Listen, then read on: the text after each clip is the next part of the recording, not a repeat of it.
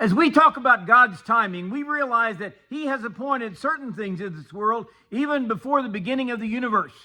Good morning, this is Pastor Ernie Lewis of the Blue Point Church in Sisney, Illinois, with your thoughts from God's Word for Tuesday.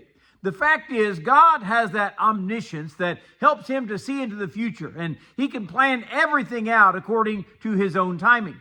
Now, I know we cannot see into the future like that, but there are still some of us in this world who really don't plan anything ahead. We just kind of take each day as it comes and perhaps miss some wonderful opportunities because of that. But the preacher in Ecclesiastes chapter 3 and verse 1 tells us, to everything there is a season. There is a time for every purpose under heaven. A time to be born, a time to die. A time to plant, a time to pluck up what is planted.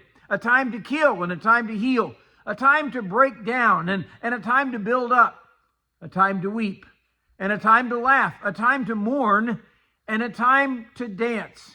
Apparently, wise Solomon had looked at life for many years and he sort of understood the cycles that we live by.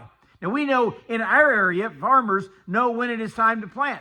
Not only by the calendar, but by the weather forecast. Perhaps they're even watching for a certain flower to bloom in order to call them to the field.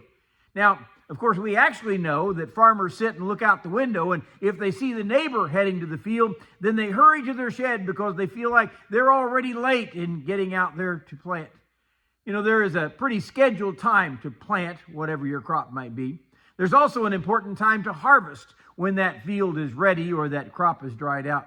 There's also a time to be born. You know, this is a wonderful time and experience in the life of parents who have been looking forward to that day, preparing everything for the arrival of this new addition to their family. But please note in Ecclesiastes' writing, it also says there is a time to die. Perhaps more preparation is done for the time to be born than people will do for this time to die. Hebrews 9:27 says, it is appointed unto man once to die, and after this, the judgment. Unfortunately, we don't know when that time will be, but believe me, it is appointed already. Psalm 90 and verse 10 says, the days of our lives are 70 years, and if by reason of strength they are 80 years, yet their boast is only labor and sorrow, for it is soon cut off, and we fly away.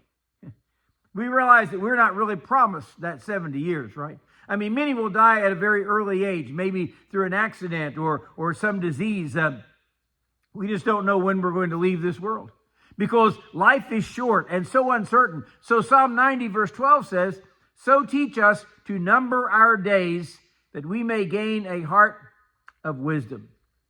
We should be praying that prayer that says, don't be counting the days, but make the days count. Hebrews 9 says, it is appointed for man once to die, but after this, the judgment. You know, people live their lives as though they're going to go on forever, but we know we won't. And way too many people live as if there is no accounting for how they have lived here. But believe me, this verse is very clear. We reach that appointment with death, and then we have an appointment with judgment before God. While we're living these days that are appointed for us, let's turn to God and prepare for that appointed time when we leave this world and step out into eternity.